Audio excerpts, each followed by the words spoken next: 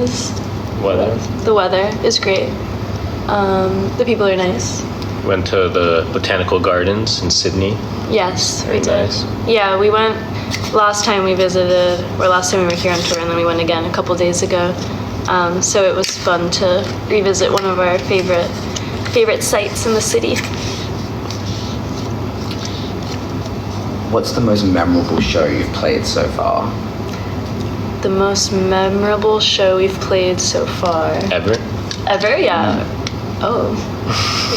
Or just, Probably the most memorable is like the worst shows, because those are the ones that will really stick out in your head more than the good ones. That's what unfortunately. Yeah, that's what I was thinking too, because most shows, even if they're great, they just kind of get wiped from your memory, but the really bad ones will stick.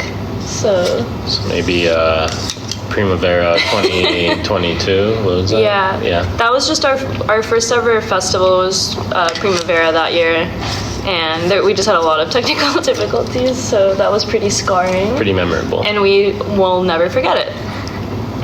Cool. Someone in the chat named Vinyl Hemi has asked what the first song you wrote for Imaginal Disc was. Oh, I think Death and Romance or Killing Time? Or watching TV? I think it would have had to be Fierce Sex if we're saying Death and Romance. I mean, right is kind of loose, like... But maybe watching TV.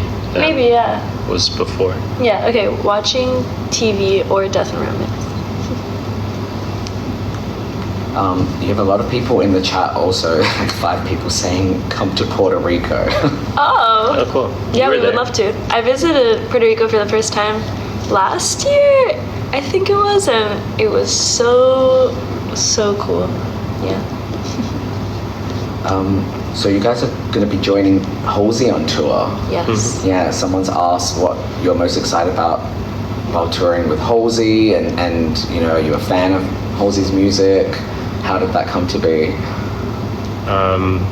I don't know how it came to be. I don't know, we were asked to do it, and we said, we were told. We were demanded.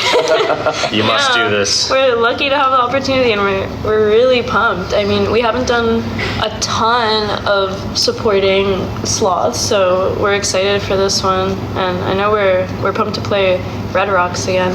Yeah. Which we supported Porter Robinson there a couple years ago. So yeah, it'll be sick.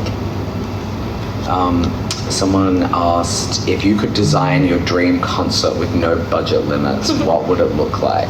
Oh, it'd be great. Our dream concert with no budget limits would be awesome. And what would it have? It would have like 20-foot tall animatronics. Yeah. And we'd be like hooked up to would we be like flying through the air or not so much? Like on jetpacks? Yeah. Yeah, that's cool. We'll be on jetpacks. Play guitar like on a jetpack. Has anyone ever done that? You're gonna be the first. Yeah. Sounds cool. Okay. Someone named Jorge in the chat asked if Imaginal Disc is your favorite album you've made so far. I think so, because it's like anything. The newest thing we make is going to be our favorite, and that's just the newest thing. So absolutely, yeah. Where do you see yourselves heading, like next, sonically, visually? Where do we see ourselves heading next? I don't know. It's hard to say. Yeah. You don't really know where you're going till you put enough time in between yourself and the stuff you make, because then you get perspective. But when you're actually making new music, you don't really know exactly what it is. It just sounds like. Yeah, we never really like think either about what we're doing or what we're gonna do. We just kind of start making music, and then it reveals itself. In hindsight, yeah. Someone else asked, are there any dream collaborations you'd love to make happen? Are there any dream collaborations? Oh, really? I don't know. Yeah, we always struggle with this question because, like, I don't know, it's hard to know what collaboration will, like, sound good, you know? I don't know. It's a tough question. We just say no now. Someone asked, do you laugh when people sing "That's My Floor" too early when you perform? That's a good question. Could you explain that one? Yeah, well, the Yeah. first chorus comes in as expected, Yeah. but the second chorus, there's an extra measure of silence before it comes in. I love that's my favorite. That's the part. live. Is that the live version? No, It's in the recording. It's in the recording, but it's one of those things where like I could see someone like not really like. Yeah, when you're caught up in the Because moment. I listen to that song Yeah. all the time. That's Okay. just so you know, that song's like I do boxing class.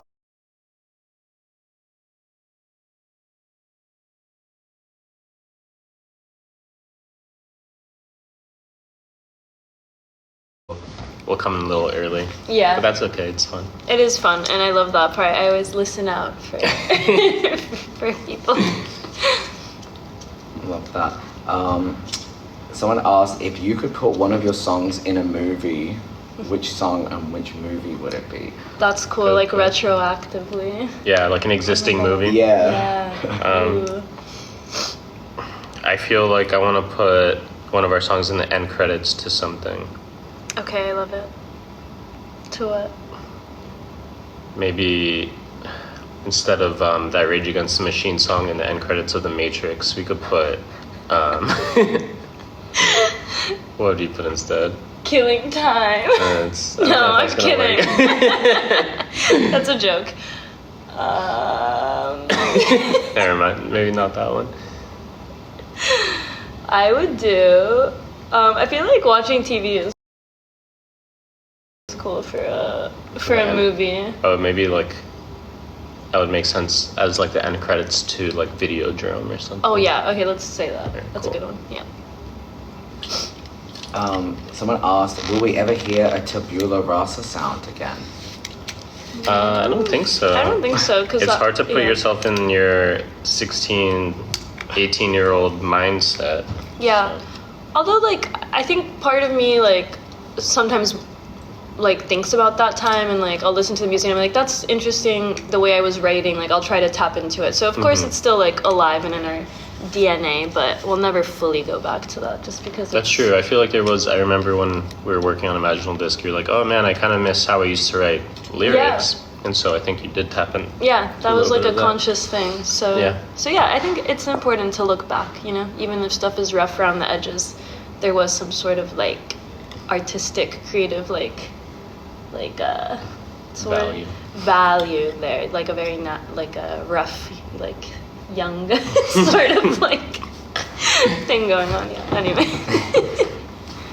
Someone in the chat named Hayden has asked if you have any advice for self-taught producing artists. Yeah. Yeah. God, I'm sure I mean, you do. so much knowledge online that you could find. So if you have any questions, just like Google it, and you'll probably find some video on YouTube that will tell you what you want to know. But I think probably just on a larger scale is just to listen to a lot of different music and try to really pay attention to the production choices and stuff, and figure out what your tastes are, because that's really gonna determine your style. Is figure out what you like and what you don't like as a producer. Yeah. And then like all the technical stuff you could just figure out as you go. What about you?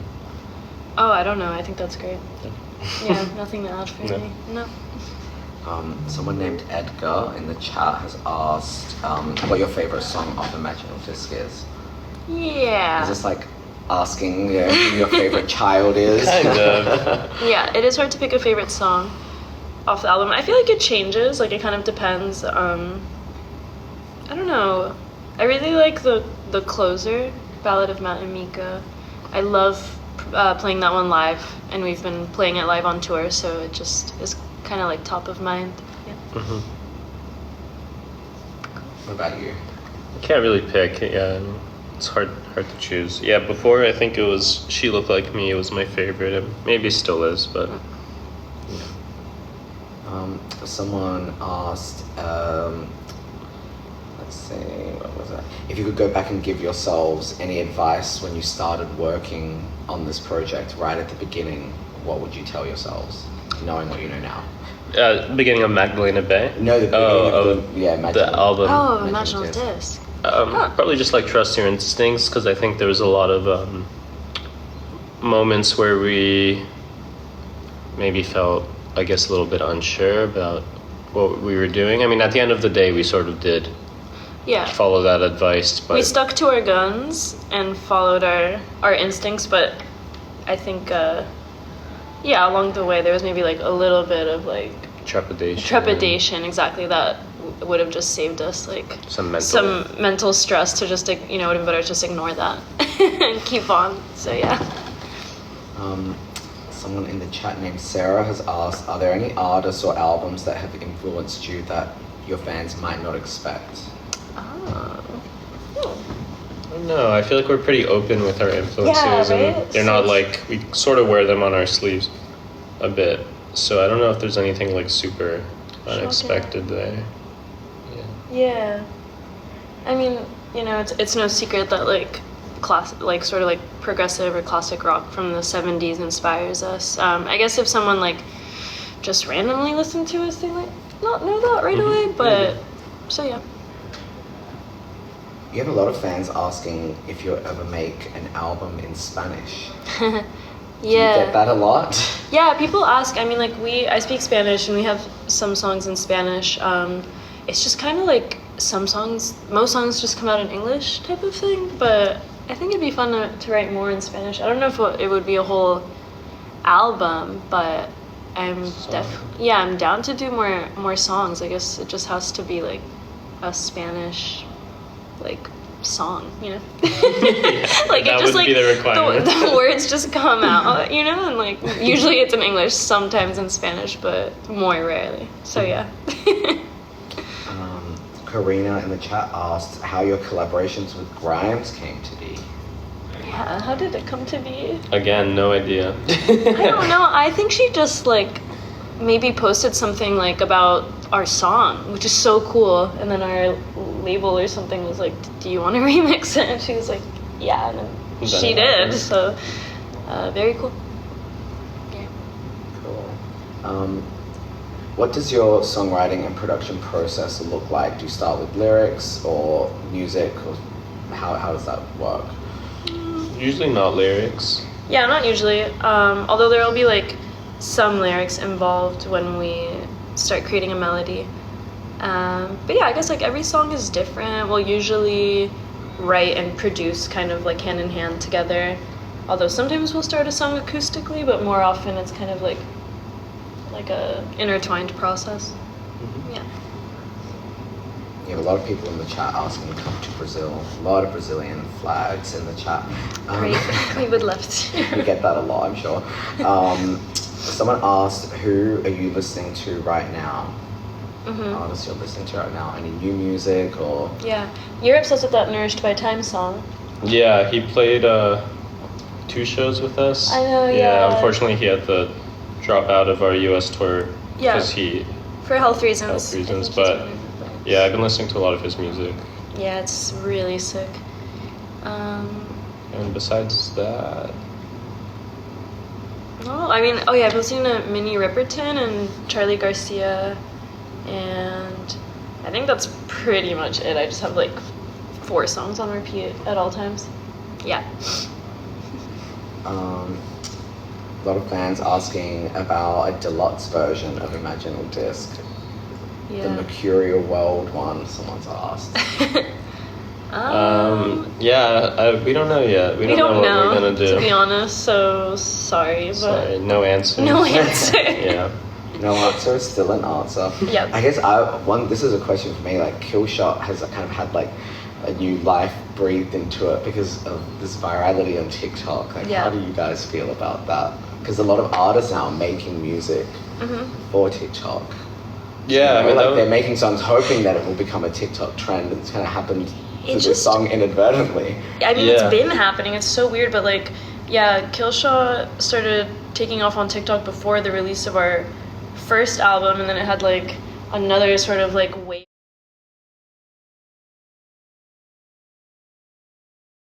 It's like just this been weird, slow and steady since like 2021. I mean, the song came out in 2019, and then it took like 2 years for anyone to actually use it in TikTok context, right? Yeah, I think it's like a weird, like, good omen, like harbinger of like every time we have a new release coming up to like more sexy anime edits using Killshot, they seem to bubble up. So But it's transcended anime now. It's just sexy edits for any sort of person or yeah, character. yeah. Like I saw like a Wolverine one, and that was like a while ago. And yeah, they're always happening.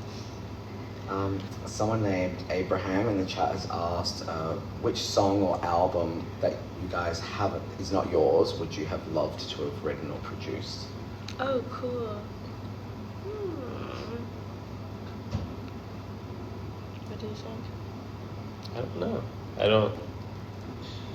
I mean, there's a lot of albums I love. I don't know if I wished I produced them or written them. That's an interesting... It's an interesting question. You know, at first I was like, yeah, I wish I wrote all my favorite albums, but then I probably wouldn't be able to like listen to and enjoy them That's so true. much. So none. Just so I could relax and listen to amazing music I love. Someone in the chat named Abraham has asked, are there any songs or ideas that didn't quite make it onto Imaginal Disc and why? I'm sure there were lots of songs and ideas. Not really, actually. Yeah. Like, it's so weird, but the way we make albums, it's not really like we do 100 songs and then, I don't know, it's just all kind of like very naturally feeds into the album, like cohesive piece of work. So there are some ideas that we were playing around with. That didn't make it. But usually if something doesn't make it, we'll know pretty early on and then we won't finish it. So we're pretty selective about what we like fully develop. Yeah, what gets developed. Because I think we'll know, most of the time we'll know if something's it's like working. Yeah. Someone in the chat said that they loved, Matt, your Genesis recommendation on Pitchfork. Oh, if you nice. had any other similar recommendations. Oh man, yeah. A lot. Well, I'm glad you like it. But yeah, I mean, I guess if you like that, listen to the whole Peter Gabriel era of Genesis. So start with Musical Box. I mean, you could start with Trespass, but start with Musical Box. Go all the way down to Lamb Lies Down on Broadway. Yeah, that's like a really good one. If you want more in that vein, I mean, I guess you could start listening to Yes is maybe close enough. Like listen to Fragile. Yeah. It's a little different, but it's still in a similar vein. Yeah. What else? Yeah, I think that's good. Yeah, I mean, it's a good starter pack. good start. Yeah. Someone in the chat named Puffin has asked, do you think your music will ever come to Fortnite as jam tracks in the future? I don't know what a jam track I don't know is. what that is, but I hope so. Yeah, I played at Fortnite a couple times and it was fun. We have friends who love it, and I hope so. This is a funny one. Someone's asked what your coffee order is. Oh, we just got a coffee, and it was a flat white. But that's They not don't really have a flat white in the States. No, Exactly. this is a not our usual. Yeah. My usual coffee order is a hot Americano Yep. with some half and half. Yeah, Right. me too. I mean, like, if I want to go crazy, I get a hot latte, but it's usually the Americano. Someone named Mizu in the chat asked what your thoughts on Mercurial World are now compared to when that came out. Good question. I know. Oh my God. I haven't really like listened to it in a revisited. while. We play a few of the songs live and they're fun and I don't know. I feel like once you have enough distance between you and an album, your relationship with it changes. I guess it does still feels like a different version of us in a way, but it's not like in a bad way or anything, just like a different.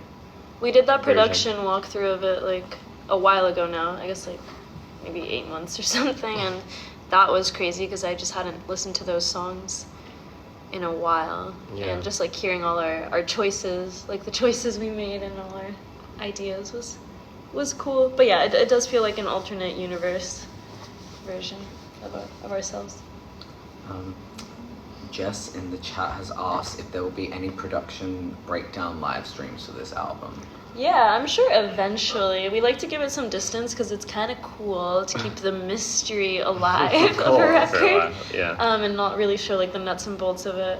But I think it's gonna be really fun to dig in eventually. Like there's a lot going on. So and I like giving it time also because when we did Mercurial World, it was like 3 years later, and we were entertained by it because it was surprising for us because you forget all the things you did. So yeah, in a little bit. 2 years. Yeah. Thurston in the chat asked, what inspired the story of Imaginal Disc?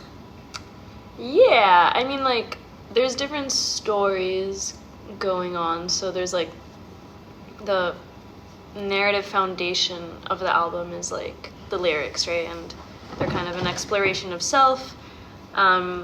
And then, like, listening back to those lyrics, we had the idea for the visuals universe and the visuals story. So it's kind of like a narrative overlaid over the record. I don't know. Yeah, what was... I mean, I think it started with the title. Yeah. And then Mika was happened to be reading a lot about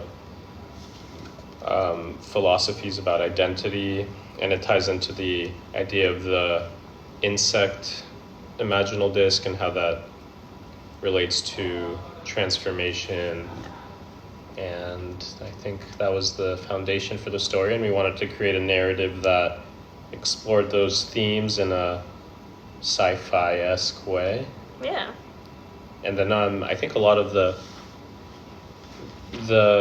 movement of the story is inspired by the album sequencing. Mm-hmm. Then we listen to the album and we figure out how the story moves along with the music. Yeah. Someone named Jun in the chat has asked what inspired you guys to choose your band's aesthetic, the 2000s internet vibe y'all got going on, he said. Yeah. Yeah, I think it's not necessarily like a conscious choice, like we just chose it, but I think it's just the stuff that we find to be pleasing to our eyes and inspiring to us visually, and then we like to incorporate things that we think look cool into what we do, right? Yep, we do. Gail in the chat said, Matt's vocals on a song when? Like 4 years ago. Matt says he doesn't want to sing anymore. I didn't say that. I'm just messing with him. My vocals they're more sprinkled in here and there, less at the front and center. Yeah. But I think when the song calls for it, it will be there. Yep. Once Mika lets me. Yeah, I'm like taking them, and he's like, please let me sing. Please. I take the mic. This is a funny question because we did one of these with the Kooks last week, and the same question came through. And as someone with curly hair, I also would love to know. Someone's asked what your curly hair routine is. He does nothing. Nothing at all. I conditioner every day. I use conditioner. And he does no shampoo, just conditioner, air dry. I mean, would you call that a routine? Yeah. Yeah. Because air dry takes commitment. Well, I like half towel dry. Oh, okay. So, yeah. And you like... Depends how fast I need it to be dry. Okay. Yeah. Someone named Quinn in the chat asked, were you guys... Their words, not mine. Were you guys honored when Taco Bell wanted to use Kill Shot in a commercial? Yeah. I don't know if I would say honored. We were excited. I don't know if I would say excited. At the commercial prospects. So what would you say? I would say we were okay with it. Yeah, it was cool. We were cool with it. Great. Yeah, that's great. Olivia asks, is there any genre of music that you've yet to try that you'd love to experiment with? Oh, wow. That's crazy.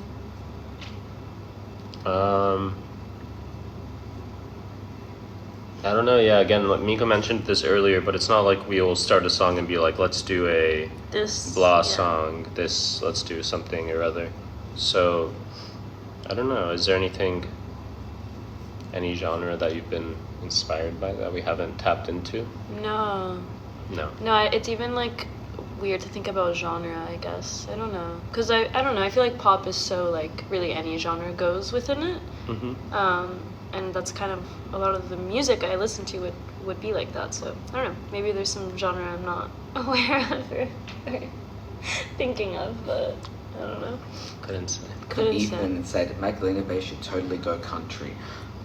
Oh yeah. I mean, like, yeah, maybe like elements of that, you know. It's just tough when you don't listen to something to take inspiration from it. Yeah. So we're not. But we probably listen to stuff that has elements of country in it, and that then might like flow through to our music. For sure. You know. Cool. And then let's do one last question. I'll make sure it's a good one. Best question. Best question. Best question. Incoming. Best question. Oh God, there's some doozies in here. They're coming in hot. Someone has asked, what's the most fun part of putting together a set list for a live show? The most fun part. I think. What's the process like?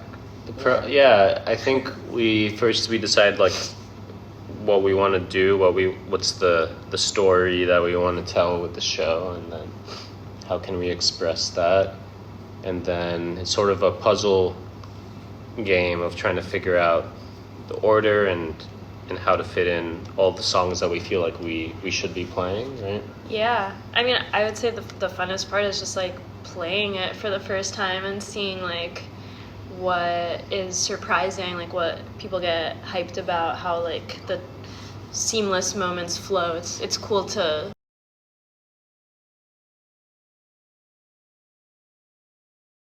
Again, I don't know if I've missed something that's like in your fan world, but a lot of people are asking if you're ever going to put photo cards of yourselves up.